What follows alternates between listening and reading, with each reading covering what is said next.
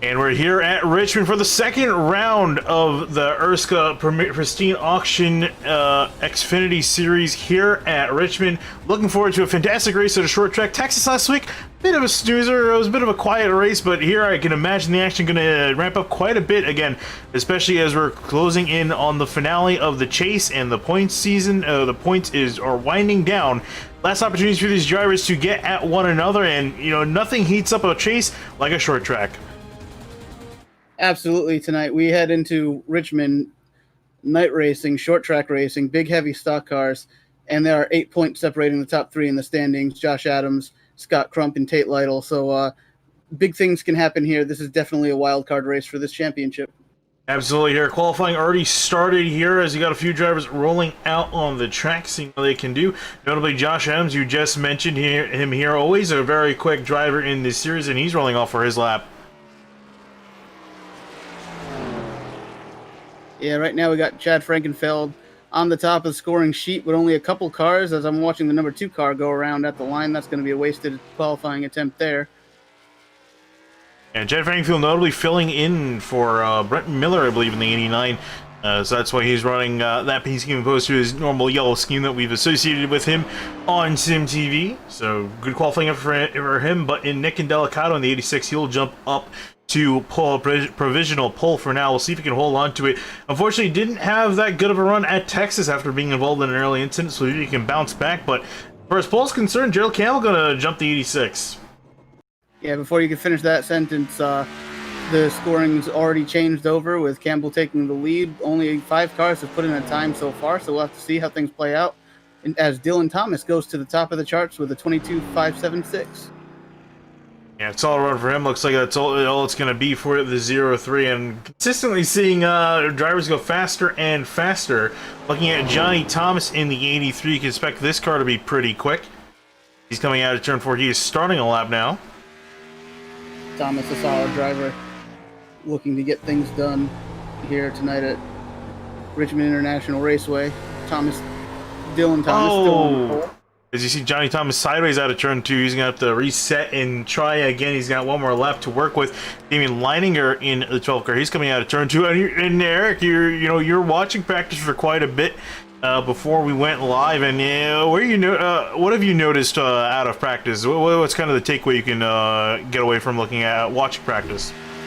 My takeaway from watching practice, and so far from watching a lot of these qualifying runs, is these guys are really struggling to get this car off the corner, particularly turn 2. The back end of the car really wants to come around, and maybe that was them in practice just kind of finding the edge and how far they could push it. And maybe here in qualifying, it's a little bit more of the same, but that could cause some major issues for a lot of our championship contenders if they can't get a handle on that when the green flag drops. As Tate Lytle now goes to the top with a 22.530. Yeah, fantastic lap time for him. Johnny Thomas coming out of turn 4, and I believe, again, this is actually his official lap. Going to move himself up into 6. Still pretty decent considering he spun on his earlier lap, so solid qualifying effort. Trying to look at anyone else I think that could maybe usurp the guys up in front. Up Chris Wright in the 69 machine. Very fast driver last week at Texas, was not able to seal the deal. It was a bit off on the pit strategy in the 69 machine, but here he comes working through turns 1 and 2. And what's really the key? You're talking about these guys being loose off the corner, but what's really the key to be fast here at Richmond? I mean, the key to be fast is getting this thing to rotate through the center of the corner. It is so hard to get these cars, these heavy stock cars, to get through the center of the corner on these flat tracks, particularly flat short tracks like at Richmond. Turn 2 is extremely tight, so you have to really do whatever you can to make sure that you get that rotation through the entry and center of the corner to make sure you're exiting as straight off the corner as possible to keep your tires from spinning. Turn 4 is a little bit more forgiving, but that can also lead you into just giving a little bit too much throttle and having kind of a late spin off the corner. So there's a lot these drivers are doing inside those race cars to protect those tires and have the most consistent line they can. Yeah, we kind of missed it too with Nick Massey just sneaking his way up there. One of the drivers I missed, again, really fast driver in that 48 machine, gonna jump to the top, and I think with that we're looking at our provisional pole sitter. We got Tyler Riggs in the 26. He's the only car really out there pushing, but you see him coming flying off of turn 2 loose, and that's gonna wrap up qualifying here. It's gonna be Nick Massey starting up on pole. Yeah, only about 17 cars were able to put in a time there. Not all of those drivers who weren't able to put a time was that by choice. A lot of them really struggled to get around the track for those 2 laps. And as you get here to gridding, we'll set your grid order here for the second race of the AME Corporation ERSCA Chase. Getting ready to wind this season down with Nick Massey again starting up on pole. We'll roll through your grid. Nick Massey in first place in the 40, as you were saying. Chris right in the 69, also a really solid competitor. Going to be starting next to him in second. Third place, we got Tate Lytle in the number 56 and Dylan D. Thomas in the 03. And moving on back to fifth place, Damien Leininger going to line up in the 12th car in fifth. Gerald Campbell going to line up in sixth in the 31. League admin here, Johnny Thomas in the number 83. He's been using that number forever. Very familiar car out there. And beside him is Scott Crump in the number 51. And Nick Ocala going to line up all the way back in ninth in the 86. Got to move up to, in 10th, Chad Frankenfield. 11th place is Joe Francis in the number 50 with the number 4 of Vincent Isabella and next to him in 12th. Cal Lowry and Kenny Lowry sharing a row, oddly enough, in the 2 and 22 machines, 13th and 14th. Those two have very interesting looking paint schemes, probably the most visually interesting out here. But behind them, we have Kyle Hanshaw in the number 46 and Brandon Key in the number 53, starting in 16th.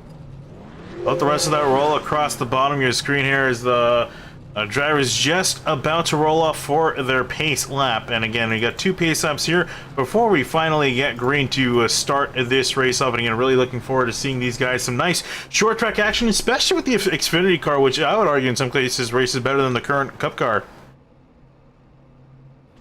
Yeah, and actually, the Cup car has become a lot easier to drive on these short tracks with the higher downforce. They still have that lower spoiler now, but they still don't have the horsepower that these cars have.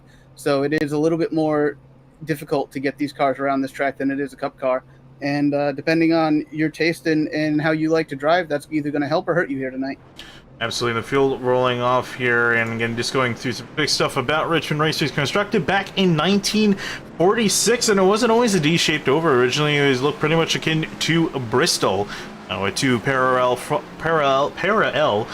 straightaways. 230,000 people live in Richmond, Virginia, state capital of state of Virginia. And Richmond Raceway, 4 turns, 3/4 of a mile. Again, one of the few short tracks on the NASCAR schedule. Again, it's really puts on some really good racing. Always fun to have stock cars at a short track. And the racetrack was originally named Strawberry Hill until the complex was purchased in 1999. Interesting. Sure, Kyle likes that. This has always been one of my favorite short tracks in the stock car world. It's kind of a perfect track for good hard racing, side-by-side racing. Multiple grooves, even here on iRacing. There are options in both turns 3 and 4 and 1 and 2 to be able to move around and try to make something happen. It is not going to be follow the leader. It's going to take a lot of experience to know how to pull those lines off, and we'll see who gets the best of that tonight. And you're watching the ERSCA PristineAuction.com series here at Richmond Raceway, getting to go here in just about half a lap's time. Also got to thank Belly Up Sports for their sponsorship for this series. We covered Belly Up Jam at Vegas with Cup cars. That was a really fun event. A lot of similar drivers in this field, and all of them, especially a lot of them that I recognize from that event in particular, up near the front of the field to see what they can get done here at a short track pace car off. And leaving the field in control, the 40 and Nick Massey waiting for the green. There it is, green flag here at Richmond.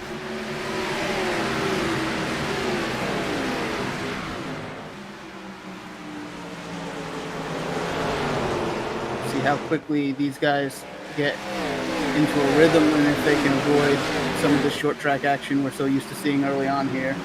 I'm sure all these top 10 in the championship fight are looking to just get some laps in, find some space to race, and just go about their way. Yeah, absolutely. And it's all about settling into a groove early on here, because as you're saying, it's so easy, get into contact with some other drivers. Dylan Thomas here actually flashing a little bit. He's going to get that sorted out. Damien Leininger lining up ahead. There we see Gerald Campbell in the 31 in that orange and blue machine to the inside. So tough to complete this pass off the inside corner. As you can see, the outside lane works very well. You have a lot better opportunity to keep the steering wheel a lot looser and not pinch your car off. But and seeing the same thing off of turn 2 here. The outside lane is very much doable. if you hit your marks properly. And these guys still side by side. Neither driver wanted to give an inch. And you know, is this a bit concerning early on? Do you want to battle this hard, or is it better to just kind of wait off and let the race come to you? At this point, if I'm in this race, my first thing is to kind of test what I've got, see what I have. So if I'm 31, then I'm trying to make this pass and see what it's going to take to be able to complete this pass clear and see how far up the field I can get. So I don't think anything is too out of sorts here, but he's just also learning how good that outside lane can be as he clears Dylan Thomas. Yeah, and again, that was a great fight for multiple laps. You were watching that, and finally we're going to have a winner. Dylan Thomas is going to cycle back into 6. It almost throws a dive up the inside of the 31 heading to turn 3. Almost looped him there. That was an aggressive move. Yeah, that short track coming out and everybody here tonight. Aggressive moves, trying to make all the ground up that you possibly can. Still working their way through turns 1 and 2 now. Nick Massey up ahead. Already you can see the gap, 0.7 of a second over Chris right in behind, and he's also gained quite a bit from Tate Lytle, but Lytle has got quite a few cars in behind him. You can see also Lining Aaron Campbell now side by side. Campbell is really trying to make a statement here early in this race with how good he is around this track, as he's probably going to clear the 12 off of turn 2. Yeah, he's able to get it done. So Gerald Campbell on a move already. We saw him make 2 passes for position, start up in 6th, and fought his way up into 4th. Wasn't entirely easy, and you can see him behind now. Damian Leininger getting put out of line. Here comes Dylan Thomas to his inside. This is why this track is such a good track to race at. It's not like Bristol or Martinsville where you get out off the bottom line or out of line and you just get freight trained by a line of cars. You still have a fighting chance up there in that second lane if you know how to do it. Yeah, you definitely see the guys who know how to do it and the guys who don't here as you're starting to settle out the front few drivers looking on further back, trying to find some battles. Nick Indelicato started in 9th place, has drifted back into 10th. Really interested again seeing the pace out of him because won the 3-wide Grand National Series, beat Matt Grunberg, who we know is a very, very solid driver in that league, and is also competing in the Fuel Mission 22 Premier Series, which runs this same exact car, and has been, in his one start, did really well at Intermediate Oval, so we'll see if he can continue that here. He's got to climb up a few spots. Yeah, right now, probably the best car on the track right now is that 31 of Gerald Campbell. He's already looking to take the 3rd place away from Tate Lytle here in the 56. And is this him pushing too hard early, or is this, is this kind of the pace he needs to start setting down? It might be him pushing a little too hard right now, but I think at this point, it being a short track, you can probably guess that there's going to be yellow, so you could get away with seeing exactly what you've got underneath you at the moment and just push and see how far up you can get that track position yourself good in a good spot for when we do get a yellow, because I think everybody pretty much expects to get something here. We don't expect to do this race caution free. You see Tate Lytle there letting on by Gerald Campbell, feeling that he's a fast car. Didn't want to bother fighting for position. In behind them, Leininger and Thomas side by side again. Thomas sending it hard into turn 3, and a little bit of flashing though. His internet not too stable. No, and I think what you're seeing here is these championship drivers like Tate Lytle here. He just gave up that position to the 31. He is not battling that 31 for points and the championship right now, so there's no reason to push the issue. Tate is winning the race of those involved in the championship as the 03 and the 12 come really close together there. Scott Carboul's having a bit of internet issues there, but again, they're talking about their Chase competitors. Didn't get a chance to mention it, but again, all the drivers in red on the left-hand side of your screen on the ticker, all of them are your Chase competitors. You can see pretty much almost all the drivers inside the top 10 are Chase competitors, save for Gerald Campbell, Chad Frankenfield, and Nick Indelicato. But you see there are championship competitors here in the middle of that top 10 with Thomas, Leininger, and also you can see Frankenfield approaching as well. He's fighting position as Scott Crump to the inside of that 12, who's not been having a good start to this race. No, and that was Scott Crump, another championship contender, really heading towards the front of the field here to make his presence known with the rest of them. But that 12 car seems to be fading a little bit right now, but that could also be protecting tires and maybe banking on that the race will come back to him later on. Looking up at our leader, Nick Massey's running at a really solid pace, almost too frightening to believe. 1.5 seconds already between himself and Chris Wright. We're only 16 laps into this race. It's an incredible pace from the 48. Again, we have to see if he can keep it up. Even in behind the 69, the 31, Jill Campbell, he's catching him pretty fast. I would say he might actually have a shot at passing for second. Campbell has been many times the fastest car on track for a lot of these laps here, so I think he's going to find his way up to the 48 pretty soon. You can see the difference there on lap times between Jill Campbell and Chris Wright. He's running just under, just about half a tenth faster a lap, which might not seem like a lot, but again, considering that there's 200 laps, you know, he's definitely going to catch him at a pretty quick rate, and that this time through going to gain over a tenth between himself and Chris Wright. So closing in fast. If you're Chris Wright, what do? Okay, you got a non-championship competitor coming up behind you. Do you fold over like Chris Wright? Or sorry, like Tate Lytle? Or do you actually fight this out considering it's second place? I think early on, if you start to get pressure, there's no reason to fight for the position here. But you just kind of put that one in the bank and you try to figure out what they're doing so that can either help you or you know how to defend it later on if you have to put up a fight. Okay, Chris Wright buried pretty far down the points in 6th place. He is 16 points behind guys like Josh Adams, Scott Crump, and Tate Lytle. So he needs to make up all the points he can get. So we'll see if he's going to be maybe a little bit more aggressive when or if the 31 catches up to his rear bumper and tries to make the pass. Speaking of which, where is Josh Adams in the 95? It's currently running in 10th after starting back in 19th. So he's been trying to move up quite a few spots. He's done a pretty solid job, 9 spots in just about 20 laps. Yeah, I think what we're seeing already here is the cream rising to the top as these championship competitors are moving their way towards the front. But they've got very good challenge from non-championship competitors here as well, with Massey out front and Campbell with one of the fastest cars on track. See a pass off for position just ahead, Damien Leininger, and now Nick and Delicato side by side heading to turn 3. Delicato, very quick driver. You've probably seen him a lot here on Sim TV, winning races and being out front. And I think he's probably just pacing himself right now, making sure he takes care of his equipment. Yeah, honestly, really to add to that, you're talking about saving his equipment. He's honestly one of the best drivers I've seen to save his equipment, but also be still pretty fast. So watch this car out in the later part of a run, because he's definitely going to be the one to keep an eye on. He's not too big at the beginning, but by the end, when a lot of guys have burned up his stuff, he's still running pretty quick laps with older tires. So that 86, though, Meyer back in traffic, which could be his Achilles heel at the moment. Looking back up, battle for second, starting to heat up with that 69. Oh, having a mirror full of that 31 car. And that's where you're seeing this racetrack really coming into its own here, as Campbell is able to search for a different line through these corners to potentially make an attempt and get the run on Chris Wright here for this second place. And I should correct myself that Massey is a championship contender. I just overlooked that fact. Yeah, and again, also looking to gain some solid points over Josh Adams, who's currently struggling back in the midfield. But here we go. Campbell has a quarter panel to the inside of the 69 of Chris Wright. Wright going to take the outside lane, going to let him on by. So same thing what we saw with Tate Lytle. Absolutely. He let him go. He knew that 31 was quicker. It also looked like Campbell did drive in pretty hard in the turn one, making sure that it was known he wanted that spot. And right in behind now, the championship competitors fighting side by side, Lytle and Wright. And Lytle's going to work his way on by. Wright was not able to secure the spot and fall in behind the 31, so he will drift back to 4th in just from 2nd to 4th in just 1 lap.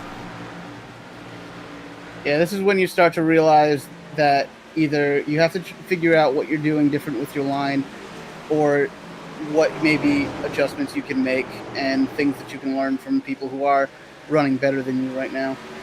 You see some side-by-side action with Scott Crump and Dylan Thomas. This has been an incredible race so far. These guys have been passing each other all over the place. There's been too much action to watch here as you see Scott Crump. He's going to get on by in behind. I thought I almost heard some tire squealing as we saw, I think that was Josh Adams getting on by Nick and Delicato for 10th place, or for 9th place, sorry.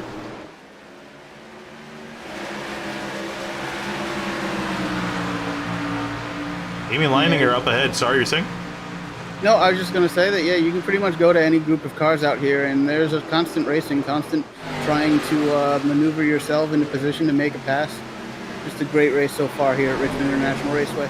And it's also a little bit of door-to-door action. Ooh, these guys are, I don't think, too big fans of each other. Damian Leininger on the inside, Chad Frankfield on the outside. They rub doors in turns 1 and 2, almost rub doors again in 3 and 4. Here they head down now to the opposite side of the track. And Leininger going to try to slide up in front of the 89 and force Frankfield out of line. And he's racing pretty aggressive, but gets the job done.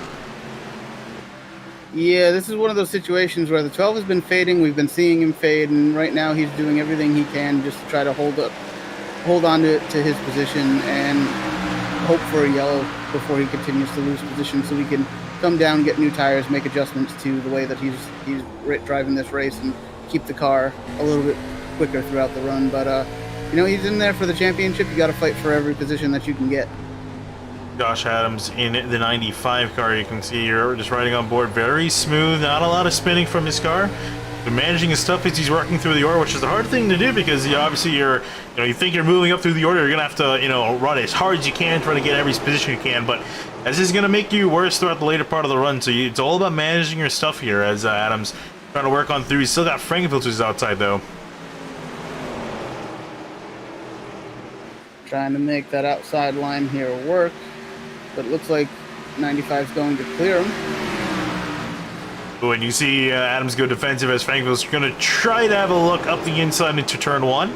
Not able to get it done, will hold onto the spot. Looking a little bit further back from these drivers. Another battle that's been brewing. That's the 4 Vincent Isabella. Middle of the screen there. That yellow and black machine started in 12th, currently running in 12th, so not a whole lot of movement for him. Actually surrounded by Kyle Lowry in front and Kenny Lowry in behind him.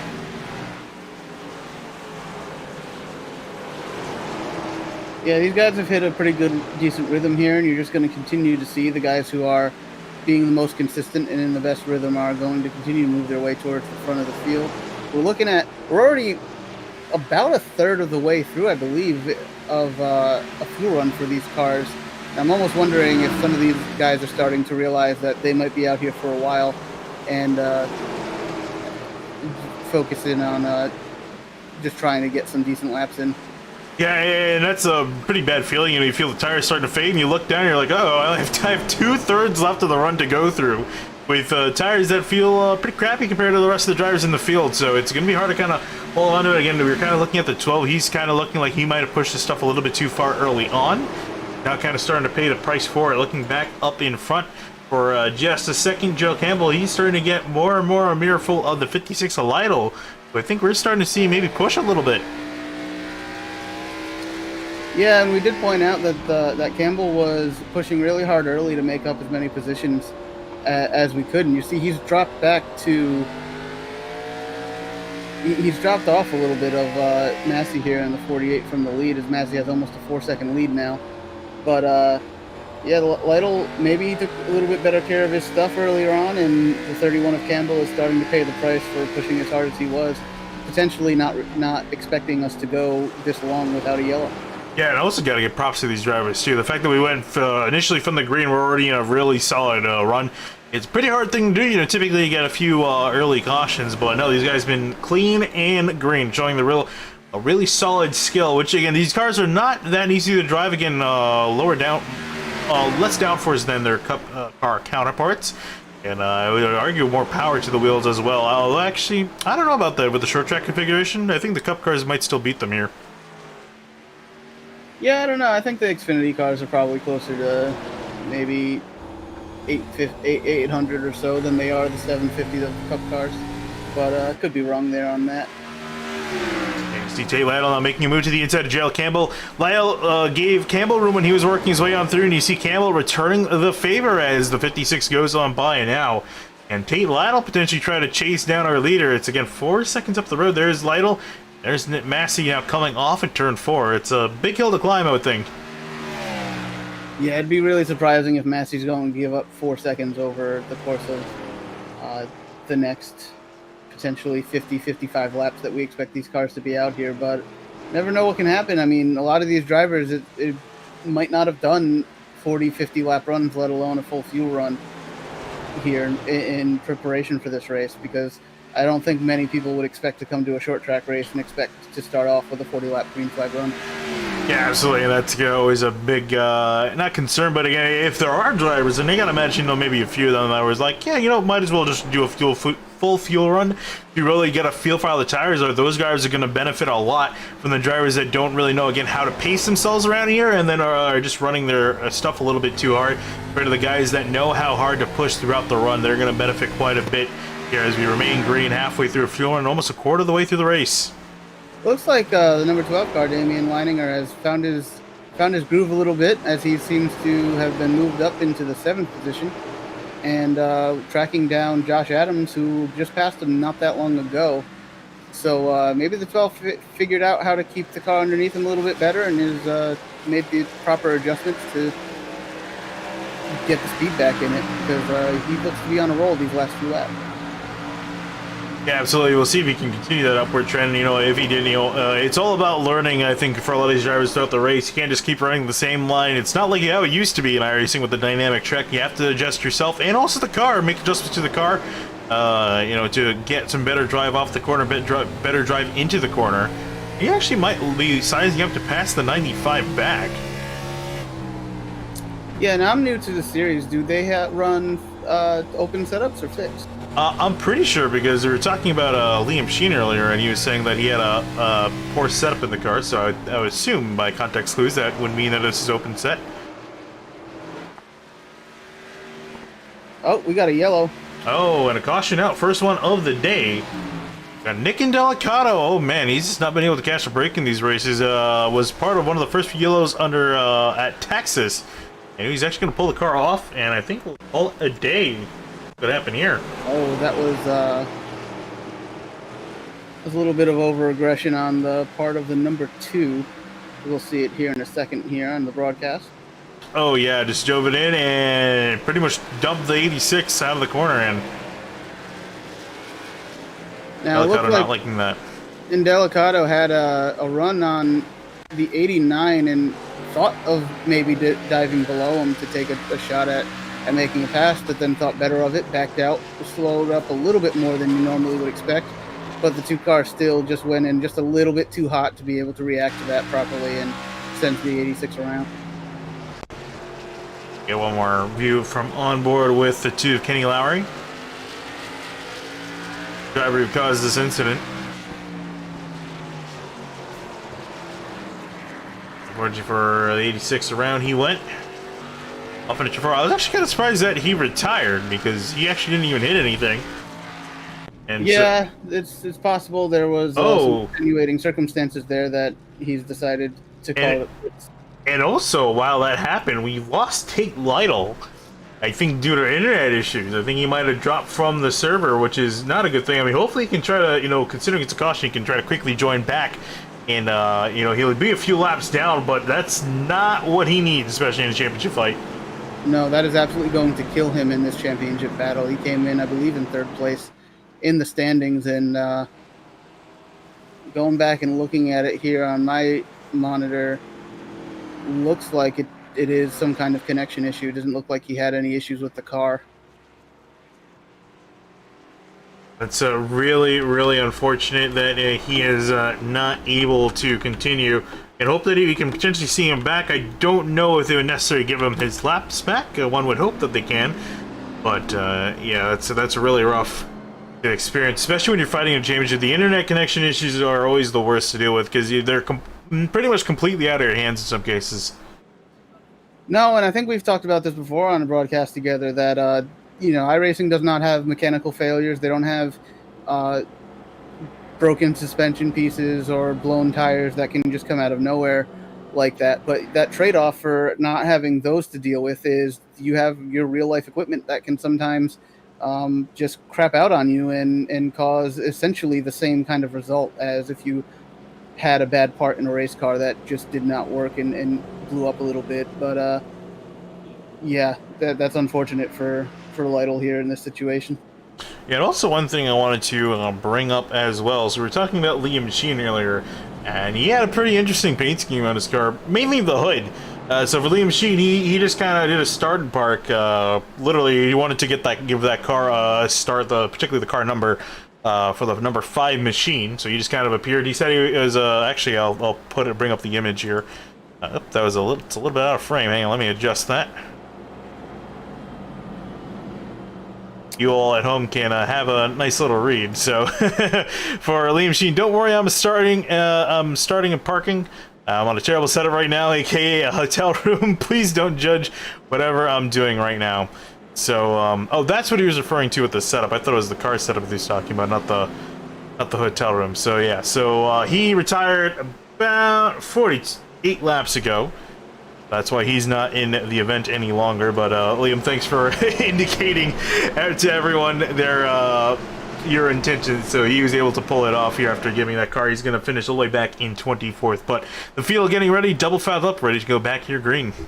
Yeah, gotta love that commitment to go out of your way to make sure you get your car represented here at the race while you're off at a hotel room. But focus back here on the race as Massey and Campbell are going to bring them down to the green flag for this first restart of the night.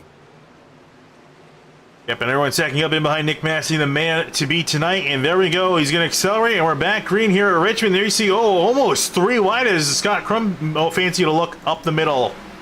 Yeah, I'm wondering if there's a rule here about attempting passes or starting passes as he gets kicked from behind coming out of turn 2. But I'm wondering if there's a rule about initiating a pass before the start-finish line that forced him to have to back out last second and actually end up costing him momentum in the corner.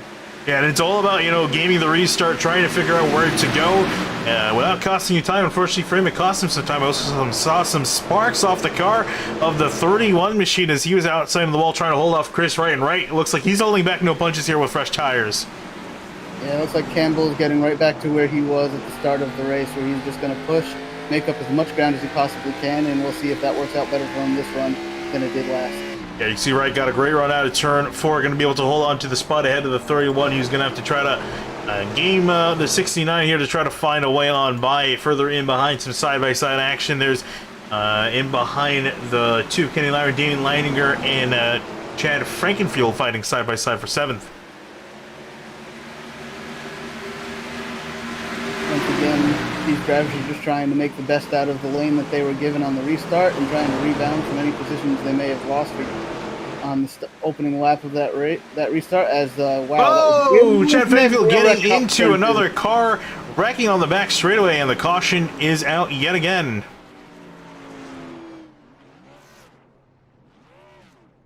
And that was the 0-3 of Dylan Thomas. We saw have a fantastic run early in the race and even up to that point.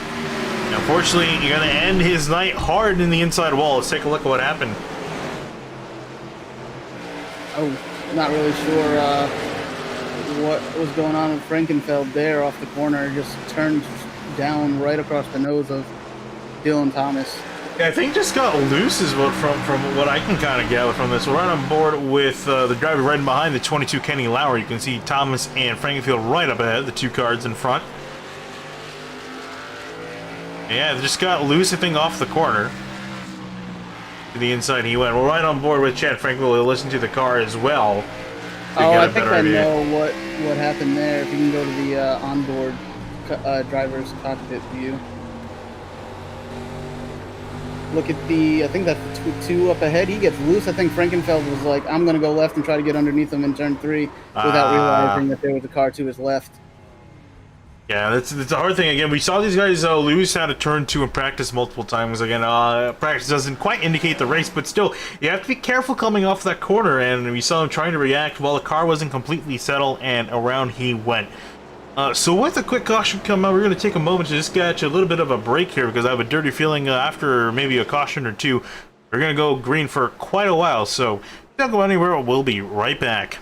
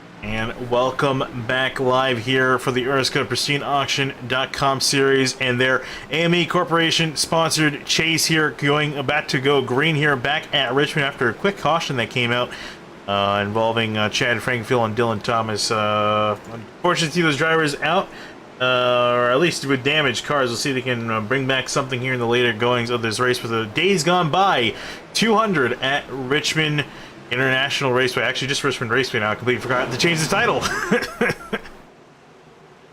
As we got Nick Massey here, bringing the field back to green, and there we go. Green coming to lap number 60. Massey bringing the field down through turn 1. Adams and Scott Crum side by side for second. It's the closest that Adams and Crump have been to the front, as I believe the top 12 car stayed out under that yellow. See if the tires make any difference for the drivers. Oh, a big wreck in the background here involving multiple cars, Damien Leininger, and still some hard hits. I saw Vincent Isabella go flying up and around. You know, we've seen accidents like this in real life Cup Series here at Richmond too, and you know, still some pretty high speeds here, and when everyone's jockeying for position and everything just breaks loose back there, that is really difficult to see what went on there. Yeah, absolutely. I think that started with the 26 car of Tyler Riggs. Let's see if I can get a better camera angle of this. About 4 wide is probably yeah. I would guess. I saw a cluster of cars here, and yeah, it was pretty much 4 wide. The 26 got turned and looped a bunch of cars. Chris Wright, you can see in the middle of it, he got dinged up a bit. And now you see that's Tate Lytle, who came back. He's 14 laps down. He also got a bit of damage as well. Yeah, and you know, a lot of things happen a lot quicker here at these short track races, and so the spotters that these guys have, and I'm assuming most of them are probably just using the iRacing spotter that's provided, if not a satellite program that can work with iRacing, and some of those are just not accurate. They're not quick enough to the call that you're 2 wide, 3 wide, whatever the case may be, and that's probably what caused this issue here, as everyone came off the corner 3, maybe 4 wide, and didn't really have anywhere to go if they were searching to position themselves for turn 3. Yeah, I think it was the 26 Tyler Riggs. I think he crowded up the guys on the outside a little bit too much, and so that caused a chain reaction crash, taking out multiple cars in behind. And so with that, we're going to have caution number 3, which is, again, it's always crazy. These races, after watching so many streams of streaming so many soccer races, especially at short tracks, it's weird because we'll get, even the intermediates for that matter, we'll get a nice green flag run for almost a quarter of the race. Got a caution, and they'll breed 2, 3 more, maybe even more than that after. With everyone kind of all anteed up and ready to go racing. They're also aggressive compared to where they were at the start. So always interesting to see that play out, as we got some pretty severely damaged cars. But how about through all that mess, Joshua Adams appearing inside the top 3 after starting from 19th. We didn't mention a lot coming to the green because we just came back, but a great climb forward for the 95. Yeah, I just realized that the 31 of Gerald Campbell was involved in that too, so that's going to really hamper his opportunity tonight, as he was one of the quicker cars here tonight. But the reason that happens is we saw what happened. We went on a 40, 50 lap, almost a 50 lap green flag run where everyone kind of had their own game plans for how they were going to attack it, and particularly if the race was not going the way that you wanted, restarts are always the best opportunity to make up as much ground and as much track position as you possibly can. And so on these restarts, you got to get everything that you can get. And that was definitely the goal. But, you know, when you've got 20-something guys doing exactly the same thing all out for themselves, sometimes you're going to come together like that. And that's just a byproduct of what it takes to get things done here at a short track. It's always unfortunate to see a big wreck like that. A lot of those guys were completely innocent in what happened, but it's the risk you take in racing. It's the risk that comes along with these short track races. But thankfully, some of them, if they've been able to keep from going a lap down, the damage here is not going to hurt you as much as it would elsewhere, so that their night's not over to salvage some points, some opportunity here. But you know, as we see Tate Lytle riding around in 22nd position, he's looking at some of those guys and hoping that they've been put out or are going to be in the garage long enough that he's going to be able to pick up some positions and points here. Yeah, it's got has Days Gone By on the side of that car. Again, the sponsor for this race, Days Gone By 200. And it's unfortunate considering this car is running really well, and if it wasn't for Nick Massey, would probably say in really solid winning contention. But all the way back, as you say, 22nd 14 laps down. He's just out here to salvage as many points as he can as a championship competitor here. This field going to roll on by Nick Massey. I'm pretty sure he's led almost every single lap of this race. Going to lead the field back to green. There we go. A bit of a stack up on the outside lane as we're back green at Richmond. Yeah, it was a pretty early restart this time by from Massey as he gets out to a pretty decent lead. Adams and Crump are side by side behind him. Who's going to get the better run off of turn 2? Probably that outside lane, but is it going to be enough going into turn 3? And we'll see here if we can make it through the first lap here without any carnage after some quick yellows. The front of the field seems to be sorted out, but it's always the midfield that's a bit of concern. How about Chuck Sweeting in the 27? He hasn't been near the front for quite a while, and now here he is in the around the middle part of the race here, working on the outside of Kenny Lowry. Yeah, Sweeting did not qualify that car, I don't believe, which we've seen him do in the past. Choose opt not to qualify and see what he can do from the back of the field, and here he is, just under 70 laps into this race, and he's running in there for a potential top 5 position. Also, Johnny Thomas finding his way up through the order, currently running in the 8th, started up in 7th place in the 83 car, so he's been hovering around that spot for most of the evening. Zishan Dura getting way out of line out of turn number 2, and you have to watch that wall. And tell me, too, also, you as we noticed as well, we didn't talk a whole lot about it, but, you know, this track being, the reconfiguration of this track being a little bit new, the safer barrier, how much does that affect these drivers' lines? I don't think it affects any of these guys too much. The safer barrier has been there long enough, I believe, ever since iRacing's had it. So I don't think any of these drivers have ever driven this track without the safer barriers around this racetrack. So I'd expect that it's not even a thing anyone thinks about. It does take away a little bit of runoff room from what you would have had before, so the corner exits are a slight bit tighter than they used to be. But like I said, I think all these drivers have pretty much run this configuration every time they've been here, so I don't think it's much of an issue. And see also as we go up to 2nd place, Joshua Adams line up in behind the 51 of Scott Crump trying to work his way on by, and Adams again, our points leader here, trying to move his way back up to the front, trying to chase down Nick Massey. I was saying maybe this 95 might be the only one to potentially beat the 48. I hope so, because Massey's looking to just run away with this thing. I also want to do a check on how many laps he's led. Led 69 laps, so you're currently on lap 71, so I'm not sure who was the other one that led a lap, but it was probably under caution. But man, what a solid total. Yeah, Massey's really dominating. It's going to be difficult, and we've got another yellow on the track. Yeah, Frankville, I see around, I think this is in turns 3 and 4. Uh-oh. I see the 03 of Dylan Thomas right in behind Frankville, and... Well, that's pretty yeah, self-explanatory there. Not much needs to be said, as you were saying. I'd imagine from the guys involved in who puts this series on and everything that that's not going to be looked on too kindly. I know as an admin I would not accept that here, so I think there's probably some repercussions for that action there, as I really don't think there's any defending what happened there. But you know what? Sometimes you just have to, if you feel like you've been wrong in an egregious way, you just got to accept whatever comes your way and do what you got to do to make a statement. Yep, and that's the nature of soccer racing, but that's going to bring us under caution, our 4th one of the evening. Into pit road, Massey, but not Crump or Adams or Kyle Lowry. He stays out. Kenny Lowry, Chuck Sweeting, and everyone on behind them seem to be coming into pit road, but the top 4 chose to stay out. Interesting stuff. They've been out stuff. there for 27 laps already. Yeah, but here's the thing, and on paper this looks pretty bad. Obviously, 27 on their laps, 27 laps in their tires. But when you look into it, that's not too bad, because I would say a good majority of those laps were under caution. So their laps are only maybe at worst 10 laps old, maybe 12 laps old under actual green flag running. Because they're not really running them out while they're pacing. So this is not too terrible of a strategy, especially to get that 40 out of position. I like this. No, I do too. It's exactly what I would have done. There is no benefit on fuel to pitting right now. You're still going to have to pit for fuel again. The way this race looks at the moment, even though earlier it looked like it was going to be green flag, it looks like that might not be the case from here on out. So I don't think they're going to risk too much of the chance of getting caught a lap down later, should they have to pit under green.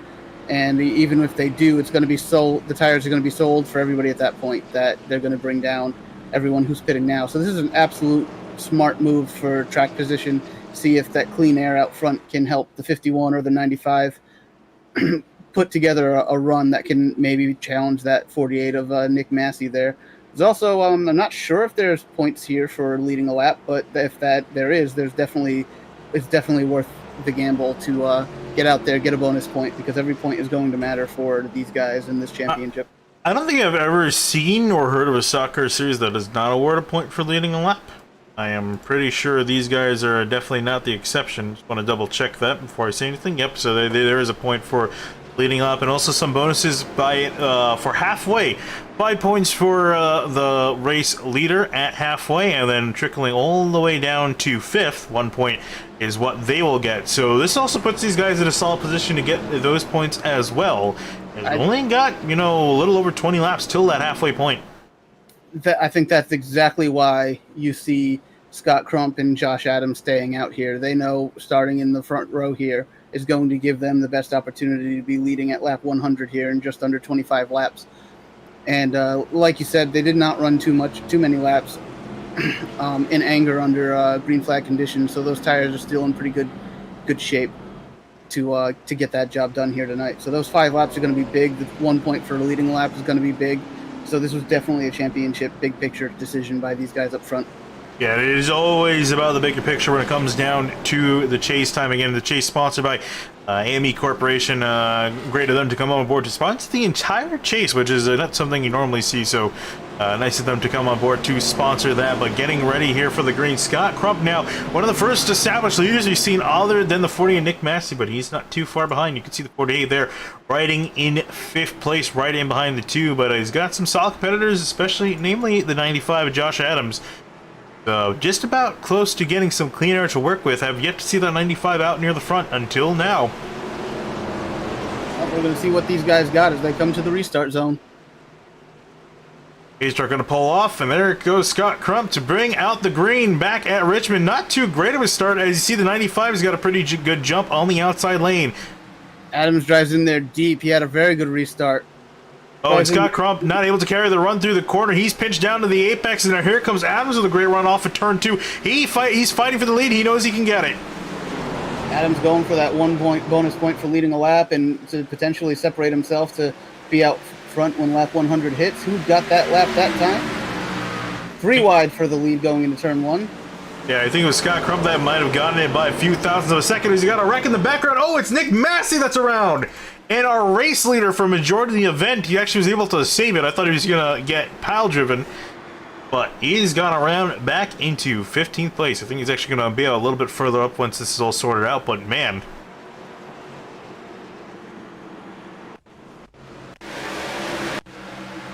Take a look at what happened here as he goes in behind, I believe. Oh, is that the 22 or the 2 that slid up, got him off yeah, line? And so this is out of turn 4 and then heading down to turn 1. This is where it all this is where it all went down. You can see him pretty much boxed in, nowhere for him to go. Hit the 2, went up the track.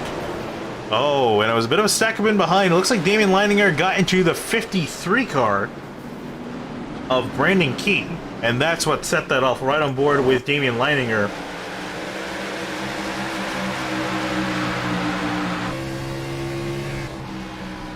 See, heading into the corner, tags the 53, he hits 48, and around he goes. And I'm amazed that 48 didn't hit anyone else.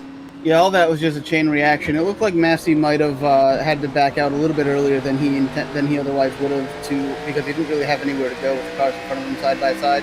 That might have been what had I believe, what was it? You said the 53 car that was hit into him. Yeah, it was 53. Why he backed off a little bit early, and then behind him the 12 was just not ready for that and made a little bit of contact, sending him into the 48. But as you mentioned, it looks like he saved the car. He doesn't have any damage, so he's lost some positions in track position. But I don't think. But his race isn't over. This is not the ordeal for him that it could have been. Yeah, I was gonna say, I think the biggest damage part of that car is the tires early, and he just went down to pit road to change them. So with that, he's gonna be back out on the track. A great 360 to save that thing. And going to be back out all the way back at 13th though. But again, with the pace he's shown, he should be able to get up back up to the front with over half the race left. And with that other caution, we're going to just cut it to break again to just take a little bit of a breather, because man, have these last few laps been intense. Don't go away, because I'm sure the next 100 laps are going to be as intense, if not more. We'll be right back.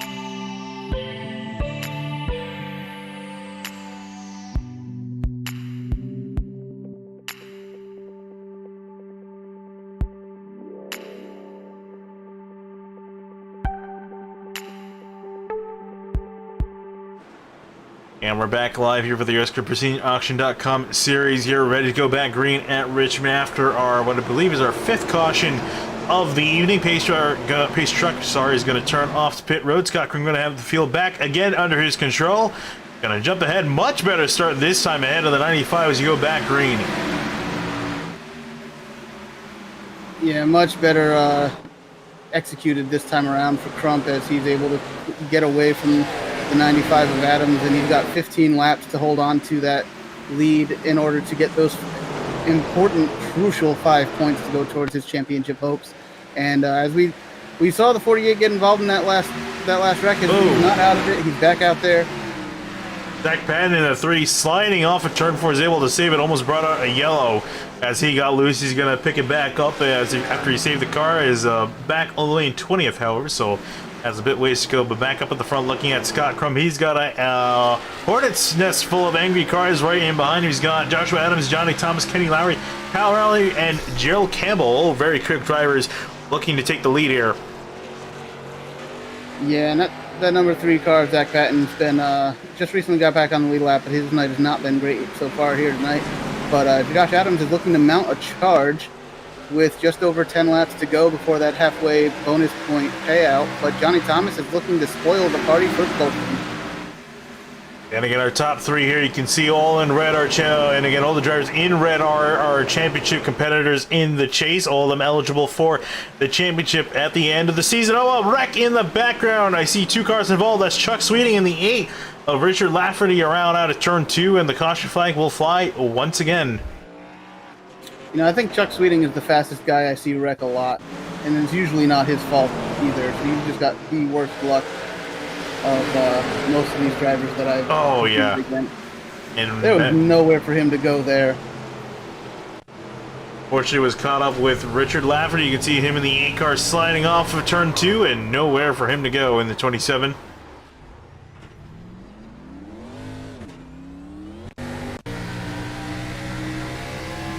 One more review of that. My guess here is that Lafferty probably gets tight in the center and then loose on the exit as he's trying to keep it off the wall, and just runs into the side of Chuck Sweeting, collecting him and ruining his night, which is extremely unfortunate. Sweeting had potential to be a spoiler for the win here tonight. Bunch of drivers down on pit road. Everyone else except for what seemed our top 10. 9 drivers, I should say. No, our top 10. Everyone except the top 10 has come down back to pit road, including guys like Gerald Campbell, Chad Frankenfield, Vincent Isabella, Chuck Sweden coming in to fix his car up. Everyone else, it looks like, is remaining on the racetrack. Same thing also with Chris Wright in 69. And Chris Wright also was another driver looking at being a race winner, but he got mired in the back, was involved in a caution, and he's never been able to climb out of this hole. No, and we haven't had many green flag laps for any kind of pace to separate themselves and overcome the situations they've been involved in so far. So once we get back to some green flag running, we'll see if any of these guys can rebound from these mishaps. But right now, it looks like there's just a lot of cars just trying a little bit too hard out there tonight as they are coming across to halfway. And some of these guys in the championship, some are just out there to have as good a night as they can. And things are just going wrong here recently. Yeah, I see someone in the chat mention, can we set a new SimTV caution record? I hope not. I'm really, part of me is not really in the mood to sit through that many cautions, because I think it's, what, 24, 25? I forgot the exact number off the top of my head. Kyle definitely knows it, but somewhere around that range. I definitely don't think we're anywhere near on track to be breaking that record. We have a decent amount of cautions, but it's nowhere near a lot, even by most standards. We've only had 6 cautions tonight, which, considering it's a short track, I've seen worse. Yeah, you know, we had that 50 lap or almost 50 lap green flag run to start the race, and I think everyone thought this race was going to be very different than it's turned out to be here in the middle section of it. But you know, hopefully these drivers get a little bit better handle on these cars on these restarts, and we can get back to some good green flag racing. I've been trying to say for the last couple of yellows here that the only people who are happy about the 48 getting taken out there and a couple of yellows ago was the likes of Scott Crump, Joshua Adams, and Johnny Thomas, because right now they are likely not going to have to deal with him to be able to get those 5 bonus points for halfway. But he's sitting there back in 7th place, definitely not out of it. We're shaping up to have a pretty good second half of this race if these guys can get a handle on things and stop these early wrecks. Yeah, and you know, looking at the standings here too, I'll give you a bit more, be a bit more in depth here. As actually, I guess not, because we got one in green. But with Josh Adams ahead by 5 points over Scott Crumb, that's where those 2 drivers stand. Tate Lytle back 8 points. He's going to drop quite a bit after tonight. Nick Massioli back in 4th, and he was kind of, I can imagine, especially after the early pace he had in this race, was looking at potentially, you know, running away with the win and potentially getting a lot of points over his other competitors. But again, it all got flipped in his head with that one spin that he had. Now he's got a bit of a hole to climb out of here, as Scott Crumb going to lead the field back to green once again. He's led 20 laps since he's been out here in the front, and going to lead some more if he can hold on to that lead from 95 and more. Green flag back in the air here at Richmond as they come out of turn 4. Another great jump this time, but Massey looking to go 3 wide with the Lowrys. He's able to make it work as the 22 overdrives the corner, but it looks like he's going to gain a spot, potentially 2 here. It's always tricky going 2 and even 3 wide, especially at a short track like Richmond. Into some of these corners, we see a few wrecks being caused by drivers going 4 wide. Definitely don't want to do that as they come out of turn 4 here. A little loose for some drivers. I see Joe Campbell here trying to make a move, or at least trying to hold up. How about Dylan Thomas with that car? Look at the state of that car. He's missing the front bumper, he's missing the rear bumper, but that thing's running inside the top 10. That's some good old short tracking for you. Just pull off the sheet metal and let's get back out there, even if it does look like a modified. Yeah, running pretty well. I was showing some. Thomas looking for 2nd place on Adams. Got to dive down to the inside as well, heading here into turn 1. Can Adams hold on to that run on the outside lane? It can be good at times. And how about Massey? Where did he come from? I thought he restarted back in 7th. He's up into 4th and looking at more here. Yeah, he's looking at a challenge for this 2nd place. Try to get them both at once if he can. But right now, everything is going the exact direction that Scott Crump needs it to go as he goes into turn 1 here with just 4 laps to go before he gets that 5 bonus points for leading at halfway. It's not exactly what Adams needed. Again, he's got a points gap to the 48, but again, every single point is going to matter You want as many as you can get, especially while you can, as they're getting, as you're saying, closer and closer to halfway. Nick Massey, you see, fighting side by side with Johnny Thomas in the 83. Battle for second place between these drivers. And Massey's got the preferred lane on the inside. As he's able to clear the 83, indeed he does. Will clear him for second place. Yeah, 3 of the top 4 right now running in this race are 3 of the top 4 in the championship coming into tonight. We're only missing Tate Lytle, who, as we documented, had that connection issue earlier on, but is back out there. But here comes Massey back up to second, looking to spoil this halfway party. He wants that point. He wants that point. He knows what that's take. It's 1 point, but it can mean the world as he tries to have a look to the inside here. Going into turn 3, he's got 1 more lap. When they complete lap 100, that's when the points will be given. Here we go, 1 lap to halfway. Can Massey pull anything on Scott Crump? It looks like they're racing for the win. He's going to go for it. He's going to try to cross over him off of turn 2 here. Is he going to have the drive to get it done? Crump protects that inside line, knowing exactly what Massey was going to do. Oh, and he's going to push him out of the way. Force the 51 out of lane. Going to drive up the inside. How about that? For one single bonus point, will bump someone. How about that for short track action?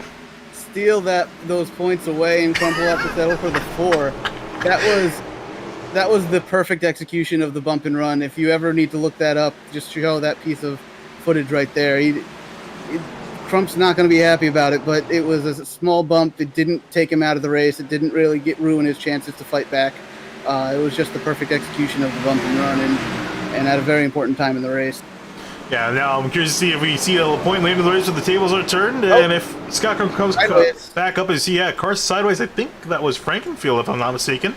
Oh, and a car wrecking out of turn 2, and on the back straightaway is the 2 of Kenny Lowry, or Kyle Lowry, sorry. He's around and almost gets a few other cars involved as well.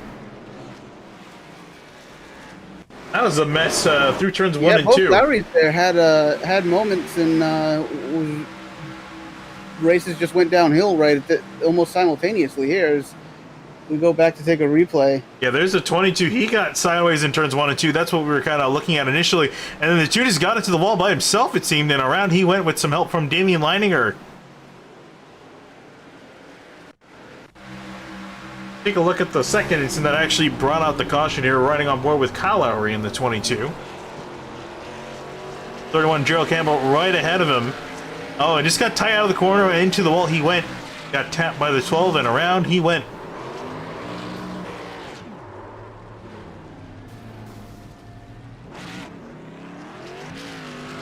Not a good lap there for the Lowrys. As we see, everyone has come down pit road. No more staying out. Yeah, Joshua Person, he stayed out there to lead a lap. I imagine, and he's probably going to come back down with everyone else coming onto pit roads. This is going to equalize the tire strategy. Yeah, it was a bit different for a while, and again, that was all setting up for the halfway run, and now that that's gone, everyone's setting up now for the finish as Massey going to lead the field off of pit road. Then we got Scott Crump, Chris Wright. Did he take 2 tires? Indeed he did. Up into 4th place, back inside the top 5. It's been a while since we've seen him up near the front. Might not be a bad move here, as there still was not a lot of an awful lot of green flag laps on those tires. So 2 tires here is potentially a good move if you can pull it off and improve his position there. And especially when we talk about the way this race has changed in the first 50 so laps. It was a long run game. These guys went green pretty much all the way through from the start of the race to almost around lap 50, and since then it's all been about the short game and just running few laps at a time. And that's where Chris Wright struggled. I think he saw that pattern, decided to put a bit of a gamble here at halfway here to get himself some solid track position. Interesting thing though, when we go back green, we're going to be dangerously close to the limit on fuel that these guys can go. And that's just about, by our estimates, I had the wrong tab open. Data, just about 92 laps, so bit close, but also a bit far in some ways. Yeah, and the way this race has gone on recently, I'm pretty sure that yellows we're gonna get a few more yellows, and the fuel is not going to be an issue. But managing when you come and get tires for the second half of this race, if these yellows keep coming out in quick succession, is going to be a huge part of the strategy that will determine who gets the win here tonight. But you think tonight's been crazy. Just think of what they've got to do over the next couple weeks win this championship. Now, the series is going to end at Atlanta Motor Speedway, which is a pretty typical type of race to end your championship at, and straight up situation there that I'm sure all these drivers are going to handle just fine. But next week, the series will head to Talladega, and then the week after that, Martinsville. So they have definitely not not have a most driver-friendly schedule as far as keeping your championship hopes completely within your own hands here. So, every point here tonight, and that's what we saw at that halfway mark, every point is going to matter that much more because you've got Talladega and Martinsville coming up the next 2 weeks that could wreak havoc on your season. Yeah, absolutely. And definitely, while not be the most driver-focused chase, definitely the more drama-focused one, I think, especially having 2 short tracks, and then you got Talladega smack dab in the middle. That's going to be fun to watch, especially also the finale as well at Atlanta. That's going to be, again, putting the fate of the Drivers' Championship in their hands for that final race, but there's going to be a lot of setup for then, as we see Massey now going to finally have control of the field back in his hands after quite a while, back up in front. Here we go, back green here at Richmond. Just taking a look back, someone who's worked their way back up after some early misfortune. Sorry, caution just immediately flew back out, not sure why. Oh, I see the 2. Cavalry, you think he had a bit of a spin. And this is coming to the restart here. He was on the apron? Nope. Oh, okay. And Chuck Sweeting got turned around again. Just can't catch any luck. If there's something that can hit a race car out there, it is going to find Chuck Sweeting. And this is, I think, some disagreement with the 2 and the 12. You usually get this out of your system before we go back green, or after we go back green, not really while we're going green. That's an interesting one there. Never really seen that before. Interesting development that I did not even know was possible. Looks like league admins have just changed the restarts to single file to kind of clean up this mess. I've never seen that happen before. Oh, I've seen it happen quite a bit. I forgot which league we were doing where they changed that. I didn't even know it was an option to do that in the middle of a race like that. But oh yeah, this is new to me. But I think it's needed. You need to get racing in. You need to get back to green flag running and all these yellows with everyone starting side by side. And clearly, for whatever reasons they may be, a lot of these drivers are unable to handle the cars right now at this stage in the race. So if you can get them separated from each other a bit, it should improve things here in the second half of this race. Yeah, well, it has definitely been a bit of a messy middle quarter, I guess is the best way to phrase it, the last 50 laps. So majority of which under caution, but yeah, as we were kind of pointing out, we were talking during one of the commercial breaks we had, the cautions have been interesting to say the least. They have been less of the kind of the spins, some guys taking each other out. That's always interesting to talk about, and it jumbled up the field quite a bit. We saw Massey having to drive his way and strategize his way up to the front, and here he is leading this race, and I'm sure he's gonna have a fun old time now with just a single car, single lane, single file restart, sorry. Gonna be up in front, doesn't have to worry about guys on his outside, so this should be a bit easier for him, I would think.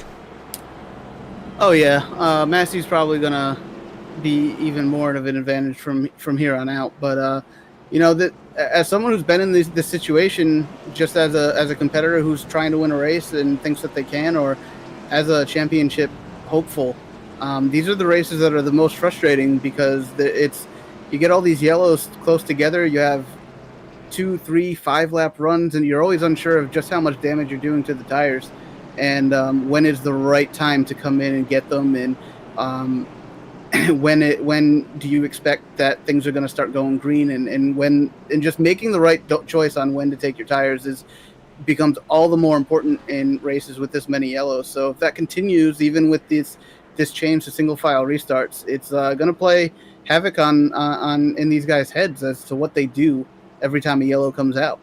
Yeah, indeed. Also, I'm just looking at the chat too. I just see Josh Adams in the chat. He put, hopefully we can put on a better second half for you guys. And I said that. I say, Josh, focus on the driving, man. Don't hit someone while you're typing that out. Don't text and drive.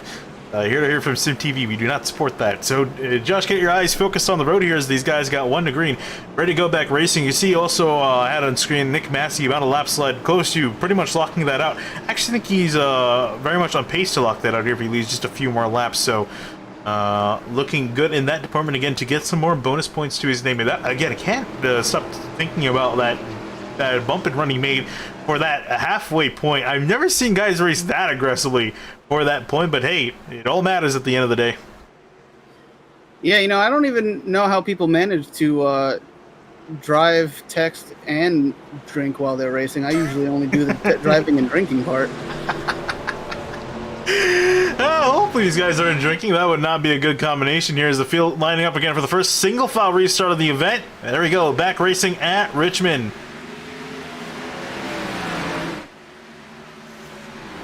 It's an advantage for Massey, but it's also an advantage for that car starting second because you're not having to look out your driver's side. Whoa, Gerald Campbell sideways out of turn 2, almost gets into contact with sorry, that was the red car there. Oh, that was almost with the 95 of Adams. It was made contact with and almost hit Chad Frankfield, as well as they're still battling side by side off of turn 4. Yeah, Campbell with that damaged car from being involved in one of these yellows is trying to put himself back up into the fight for potentially a top 5, if not a win, like he looked like he could have been earlier. But I just don't think that car is handling the way he needs it to with some of that damage. But as I'm looking up at the front, you mentioned a little while ago, Chris Wright in that number 69 was up front earlier tonight and then kind of disappeared there in the middle of the race. But now he's back in 3rd place and trying to hound Scott Crump for 2nd place. And as you can see there on the screen, starting 2nd, currently running in 3rd. That does definitely not tell the tale of the 69 car tonight. He's been only up here for a small fraction of the race so far. We'll see if he can keep up here inside the top 3. Has a 51 to work with, and then the 48 yet again. He's been trying to chase down all race. Same thing with the 95 Adams starting back in 5th. Wasn't a particularly good start for him, or restart I should say, as he tries to work on Johnny Thomas for that 4th spot.